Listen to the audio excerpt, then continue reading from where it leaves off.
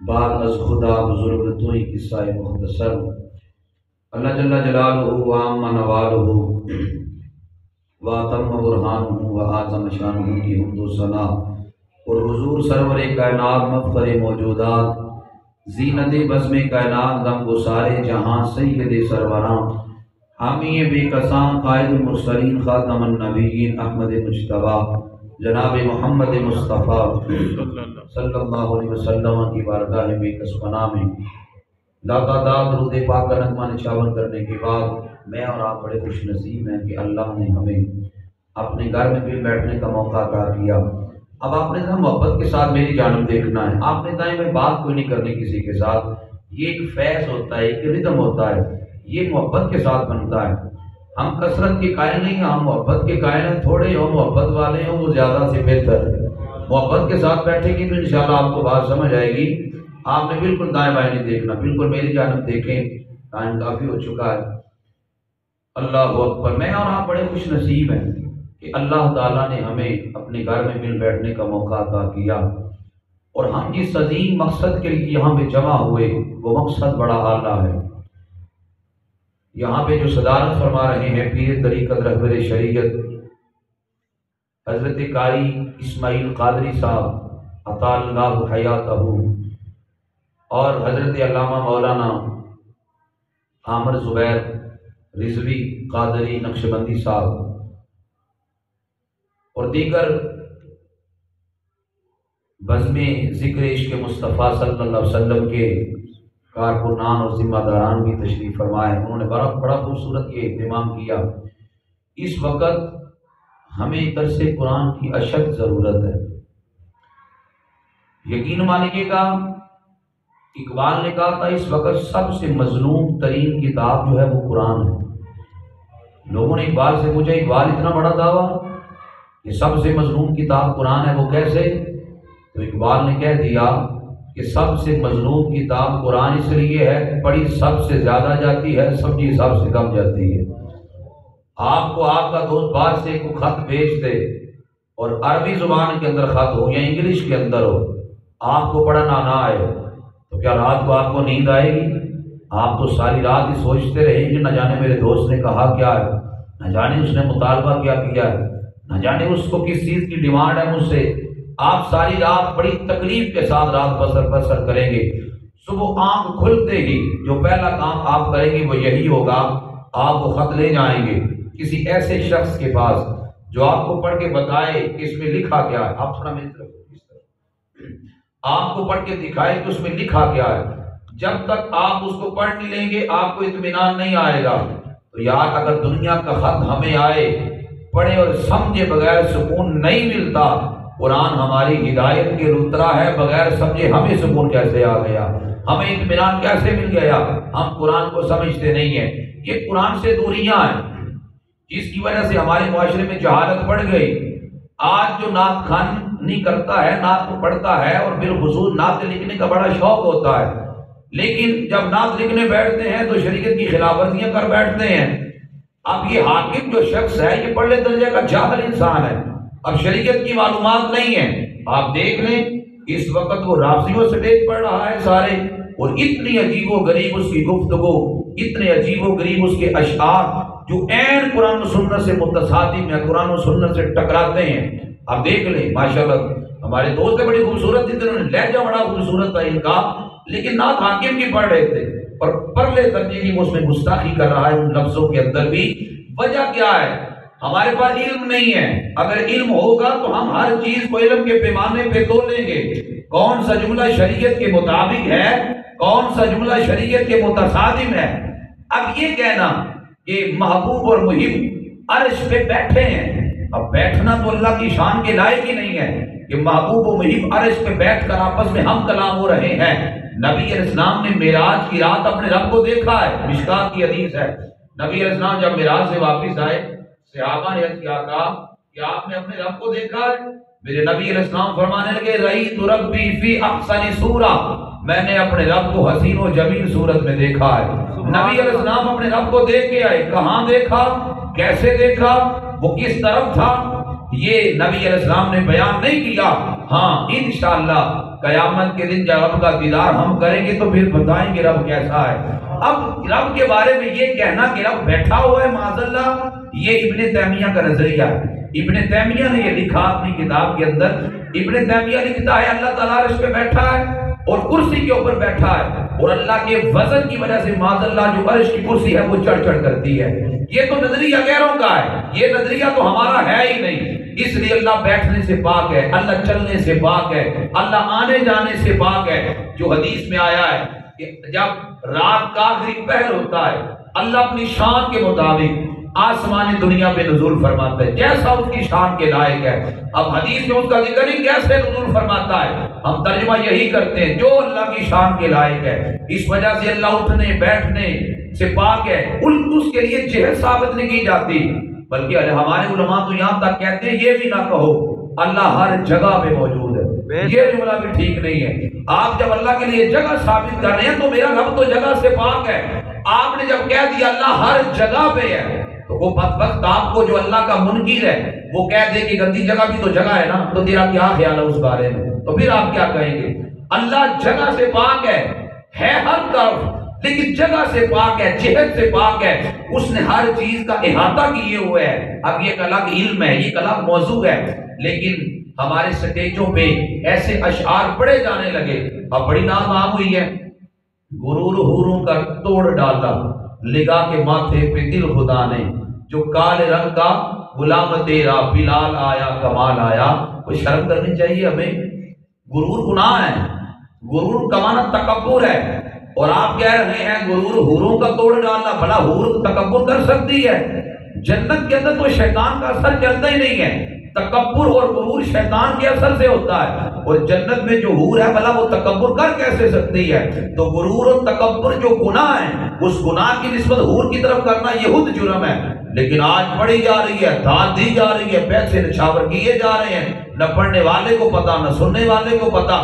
پھر ایسی وہ اگلے دن میں طلباء کو سمجھا رہا تھا کہ ہمارے ہاں ایک اور بڑی وہ ایک شعر ہے، وہ یوں ہے کہ کس طرح بچے وہ سائن والا سائن تو بھی بڑا عجیب، ہاں سائن تو بھی بڑا عجیب تر ہے، آگے جو خوف محشر سے ہے ہراساں، آگے اڑے تو جن کی ہے ناد پڑتا وہی تو لیں گے حساب تیرا۔ واہ واہ واہ واہ جناب، سبحان اللہ کی داد دی جا رہی ہے، اور حضرت صاحب کو پتہ نہیں حضرت صاحب پڑھ کیا رہے ہیں۔ اب آج تک علماء فرماتے ہیں ہمیں تو کسی حدیث میں نہیں ملا کہ قیامت کے دن جو حساب و کتاب ہے وہ نبی علیہ السلام لیں گے، قیامت کے دن جو حساب و کتاب ہے وہ رب لے گا یا رب کے فرشتے لیں گے؟ ہاں میرے نبی علیہ السلام شفاعت کریں گے جب صحابہ کرام رضی اللہ تعالی عنہ اور ہم جیسے گناہگار لوگ گر رہے ہوں گے، میرے آقا گردوں کو تھام رہے ہوں گے۔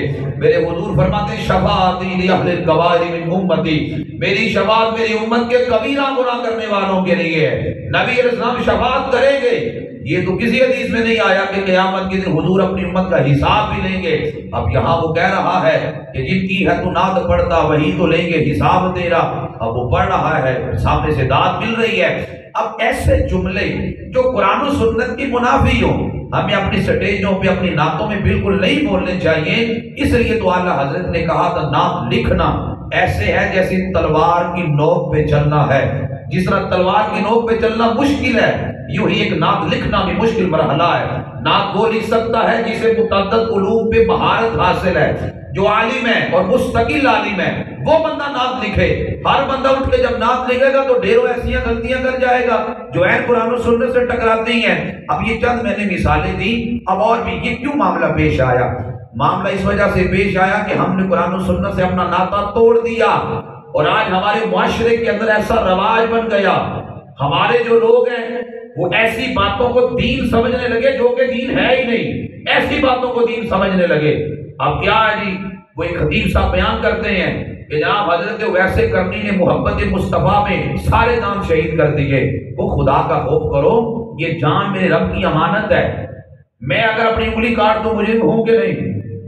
بولے نا جی، بے شک مجرم ہے نا، بے شک۔ آپ یاد رہے ہیں؟ میں آپ کو جذبات دینے آیا ہوں، کوئی بات اللہ کرے آپ کو سمجھ آ جائے۔ اصل میں کہتا ہوں خطاب یہی ہے، اصل بات بھی یہی ہے، اگر کسی کو بات سمجھ آ جائے تو لوگ کیا کر رہے تو ویسے کرنے نے اپنے دانت حضور کی محبت میں شہید کر دیے۔ جان اللہ کی امانت ہے.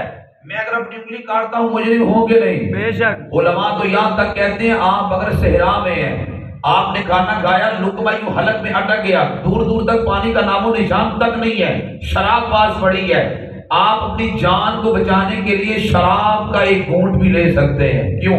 جان رب کی امانت ہے. اس امانت میں جو خیانت کرتا ہے وہ اللہ کی بارگاہ کا مجرم ٹھہرتا ہے. یہ جان جب اللہ کی امانت ہے تو جو لوگ کہتے ہیں کہ یہ دان ویسے کرنی نے شہید کیے، وہ در پردہ ویسے کرنی کو ظالم کہہ رہے ہیں. کیا آپ گوارا کرتے ہیں تو جناب ویسے کرنی رضی اللہ تعالیٰ کو ظالم قرار دے؟ یہی تو غیروں کی پھیلائی سازشیں تھی، آج ان کا ہم شکار ہو گئے. پچھلے سال یہ سفر کا مہینہ گزرا تو کافی سارے بچے پڑھتے ہیں تو نہیں آئے. میں نے بچوں سے پوچھا بیٹے پڑھنے کیوں نہیں آئے؟ تو بچے کہنے لگے سفر کا آخری بدھ تھا. جمعرات کو جب آئے تو میں نے بچوں سے پوچھا پڑھنے کیوں نہیں آئے؟ تو کہنے لگے ہمارے پاپا اور ماما نے کہا تھا کہ سفر کا جب آخری بدھ ہوتا ہے تو جو بندہ سفر کے آخری بدھ باہر سیر کے لیے جاتا ہے سارا سال بیماریوں سے محفوظ رہتا ہے. میں نے کہا اس کی وجہ کیا ہے؟ تو کہتے ہیں وجہ یہ ہے کہ اس سال نبی علیہ السلام بیمار ہوئے تھے، آج کے دن انہیں صحت ملی تھی، اس وجہ سے آج کے دن جو باہر جائے گا سارا سال بیمار نہیں ہوگا. اللہ اکبر. اور علماء فرماتے ہیں سفر کے آخری بدھ کو نبی علیہ السلام کا مرض وصال ایسا طویل ہوا کہ اسی میں حضور کا وصال مبارک ہوا. یعنی جس مرض میں حضور کا وصال ہوا ہم اس دن سیر کے لیے جا کے خوشیاں مناتے ہیں، اور ہم کہتے ہیں اس دن جو سیر کرے گا سارا سال بیمار نہیں ہوگا. جبکہ نبی علیہ السلام کی بیماری اس دن بڑھ گئی، اتنی بڑی کہ اس میں حضور کا وصال مبارک ہوا. اب یہ دیکھو یہ غیروں کی پھیلائی سازشیں نہیں ہیں. اب میں آپ کو وجہ بھی بتاؤں گا. یہ غیروں نے یہ ڈھیروں باتیں ہیں، میں ساری نہیں بیان کروں گا، میں سمجھتا ہوں اگر میں ایک مجلس میں ساری باتیں بیان کروں لوگ کہیں گے دین نیا آ گیا. دین نیا نہیں آیا، ہم نے دین پڑھا ہی نہیں ہے، ہم علماء کے قدموں میں بیٹھا ہی نہیں ہے، ہم نے اصل دین سیکھا ہی نہیں، جس کی وجہ سے آپ آ رہی. اگر آج دین سمجھنا مشکل ہو گیا، خدا کی قسم جہالت کے اندر اور 10 سال گزر گئے، آپ کی آنے والی نسلیں کیا سوچیں گی؟ یہ دین ہے کہ نبی علیہ السلام جب گزرتے تھے تو بوڑھی عورت حضور پہ کوڑا پھینکتی تھی، ایک دن نہ پھینکا حضور اس کے گھر میں چلے گئے.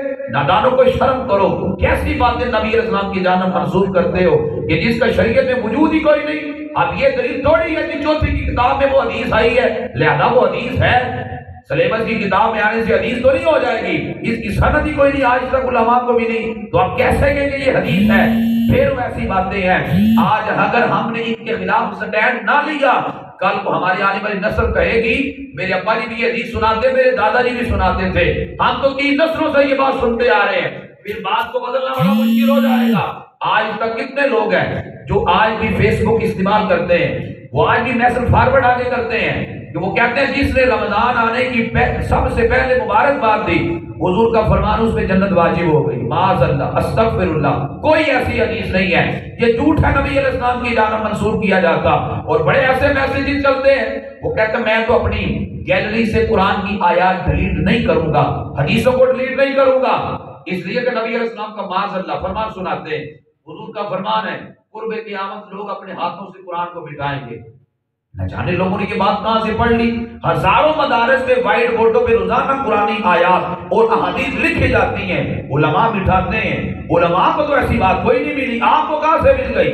ضرورت ہو تو آپ ریڈ بھی کر سکتے ہیں موبائل سے، حدیث ہو یا قرآن کی آیت ہو. یہ قرآن کو مٹانا نہیں ہے، قرآن کو ایک مٹھا سکتا. اِنَّا نَحْنُ نَزَّلْنَا الذِّكْرَ وَإِنَّا لَهُ لَحَافِظُونَ. اللہ کہتا ہے قرآن ہم نے نازل کیا، حفاظت ہم کر رہے ہیں. قرآن کی زبر کو کوئی زیر نہیں کر سکتا. قرآن کی زیر کے آگے ساری زیر ہیں، اور قرآن کی پیش کے آگے کسی کی پیش نہیں چلتی. یہ قرآن ہدایت کے لیے اترا، یہ کوئی نہیں بدل سکتا. اب اس لیے ایسی باتیں ہمارے معاشرے میں بیان کی گئی جس کی وجہ سے آج ہماری نسل یہ سمجھنے لگی شاید یہی دین ہے. ایک بہت بڑے خطیب صاحب ہیں، مجھ سے ایک بندے نے یہ مسئلہ سنا حضرت ویسے کرنے والا، اس نے جا کر ان کو بتایا، کہا جناب آپ ساری زندگی بیان کرتے رہے ہیں تو فلاں حضرت صاحب نے تو حوالوں کے ساتھ ثابت کیا ہے کہ حضرت ویسے کرنے والا مسئلہ جھوٹا ہے، آپ ان کو ظالم قرار دیتے ہو. ہم حضرت ویسے کرنے کی عزت کی حفاظت کریں گے، ہم انہیں ظالم قرار نہیں کہنے دیں گے، تو آپ کیوں بیان کرتے ہیں؟ وہ کہتا چپ کرو، ہوڑ پتہ لگا ساری زندگی بیان کے ادھر رجوع کی میں کریں گے. یعنی لوگوں سے ڈرتے ہیں، رب کا ڈر نہیں ہے۔ اگر خدا کا ڈر ہوتا تو کہتا یار خیر ہے، لوگ ناراض ہوتا تو ہو جائے یار، اس کا مالک ناراض نہ ہو جائے۔ اگر رب ناراض ہو گیا، خدا کی قسم بھی تو نسل بھی بدبودار ہو جائیں گی۔ رب رسول کو ناراض نہ کرو، یہ دنیا دار ان کو راضی کرتے ہو۔ میرے نبی علیہ السلام کا فرمان سننا، حضور علیہ السلام فرماتے جس نے بندے راضی کرتے کرتے رب ناراض کر لیا، فرمایا رب انہی بندوں کے ہاتھوں سے ذلیل کروا دے گا۔ وہ جس نے رب راضی کرتے کرتے بندے ناراض کر لیے، چاچا کہتا تھا ڈول ڈمکا کرنا ہے، یہ کہتا نہیں چاچا تو ناراض ہوتا تو ہو جائے، رب ناراض نہیں کرنا۔ نہیں، اماں کہتی تھی اساں بیا یہ نہیں کرنا کہ میں مرگ ہو گیا ہے پتہ ہی نہ لگے، اساں ویڈیو بنانی ہے، ڈول ڈمکا کرنا ہے۔ تے پتر نے آخیا اماں جی نہیں، میں یہ کام نہیں کروں گا، رب ناراض ہو جائے گا۔ میرے آقا فرماتا اگر کسی نے رب راضی کرتے کرتے بندے ناراض کر لیے، فرمایا ان بندوں کی جانب سے پہنچنے والی تکلیف سے رب اسے بچا لے گا۔ رب کو راضی کرو، دنیا داروں کا راضی نہ کرو۔ یہ دنیا والے کبھی راضی ہوئے بھی ہیں، اور جن لوگوں نے دنیا یا بات یاد رکھنا ہمیشہ کے لیے، جو بندہ وہ بندہ بڑا پریشان رہتا ہے جو دنیا میں رہ کر دنیا داروں کو راضی کرنے لگ جاتا ہے، یہ تو راضی ہوتے ہی نہیں ہیں۔ آپ 20 سال کسی کے ساتھ نیکی کر لیں، آپ نے 4 بار کسی کو قرضہ دیا نا، 5ویں بار آپ کے حالات ٹھیک نہیں ہیں اور اس نے قرضہ مانگا ہے آپ نے نہیں دیا، تو اس نے کہنا تو جھپانے کرتا ہے، تو نے یاری نبھائی نہیں ہے، وہ 100 باتیں آپ کو سنائیں گے۔ یہ نہیں دیکھے گا کہ 4 دفعہ آپ نے نیکی کی ہے، آپ نے 3 بچیوں کی شادی کی، اسے بلایا ہے، وہ سلوٹ کرے گا۔ 4تھی بچی کی شادی کے وقت آپ کے حالات ٹھیک نہیں، آپ نے اسے نہیں بلایا، وہ ساری زندگی آپ کو بلائے گا نہیں، وہ کہے گا یار یہ جگہ میرا دوست ہے، اس نے بیٹی کی شادی میں مجھے بلایا ہی نہیں ہے۔ لیکن کچھ تو مجبوریاں رہی ہوں گی، یوں ہی تو کوئی بے وفا نہیں ہوتا۔ اب اس کی مجبوری کا اسے پتہ نہیں ہے، اس نے کیوں نہیں بلایا۔ ہم دنیا داروں کو راضی نہیں کر سکتے۔ ہاں آج لوگ کہتے ہیں، بات بہت لمبی نکل گئی، ہمارا درس اسی جگہ پہ ہے لیکن باتیں بھی ضروری ہیں۔ آج لوگ کہتے ہیں جی نیکی کا زمانہ نہیں رہا۔ یہ کون لوگ ہیں؟ کہتے ہیں نا جی، وہ کہتے ہیں جی نیکی کا زمانہ نہیں ہے۔ یہ وہ لوگ ہیں جو کسی کے ساتھ نیکی کر کر صلہ ان سے لیتے ہیں، جب آگے صلہ وہ نہیں نہ دیتا وہ ڈنگ مارتا ہے، تو یہ کہتا ہے نیکی کا تو زمانہ ہی نہیں ہے، چھوڑو نیکی کیا کرنی ہے۔ اور میں نسخہ بتاتا ہوں، نیکی کا زمانہ ہے کب؟ جب نیکی کسی کے ساتھ کر کر صلہ اس سے نہیں، صلہ رب سے لو گے، تو پھر یہ ڈنگ بھی مارے گا تو کہے گا اللہ تو تیرا شکر ہے، اس نے مجھے کیا دینا تھا، اللہ صلہ تو نے عطا فرمانا ہے۔ حضرت ذوالنون مصری آپ دریا کے کنارے جا رہے تھے تو ٹھواں بہتا ہوا جا رہا تھا، حضرت ذوالنون مصری نے یوں ہاتھ ڈالا، ٹھوئے کو نکال کر باہر رکھ دیا، باہر رکھا تو ریختہ دوبارہ پانی میں چلا گیا۔ ذوالنون مصری نے دوبارہ ہاتھ ڈالا، اس کو نکالا باہر رکھا، وہ ریختہ دوبارہ پانی میں چلا گیا۔ 7 بار نکالا، 7 بار اس نے ڈنگ مارا، ریختہ دوبارہ پانی میں چلا گیا۔ 8ویں بار پھر ہاتھ ڈال کے نکالنے لگے، آپ کا جو مرید تھا وہ کہتا چھوڑ دیں، 7 بار اس نے ڈنگ مارا۔